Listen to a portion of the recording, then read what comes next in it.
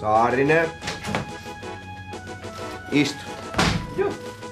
Minkälaista vaivaa teillä on ollut? Käsi on puutunut. Käsi on puutunut. Sormet ei pelaa. Sormet ei pelaa. Niin. No niin, entäs toi voimapuoli? Voimaa. No niin aina. Niin. Käännytään tänne päin, niin katsotaan vähän sitä kättä. No niin. Kyllä täällä tosiaan jotain pientä on, että teillä on aika paha jännetuppitulehdus. Tuppi tulehtui. Tuppi on tulehtunut, että me joudutaan nyt poistamaan se jänne tällaisilla. Joo niin. Yritetään taas pitää ne kädet siellä omalla puolella ja voi nyt pikkasen kirputtaa siitä. Pidetään ihan rauhallisesti, otetaan se tärkein tästä nootselää. No niin. Siellä oli tulehtunut musta jänne. Niin. Sattuuko käteen? Niin pitäisikin. Tiedättekö te mikä vehje tämä? Joutskari. Tämä on joutskari. Tähän tää vanha jänne käy vielä ihan hyvin. Näin. Noniin. Siitä ja pannaan siitä talon puolesta pakkanuolia mukaan. Noniin.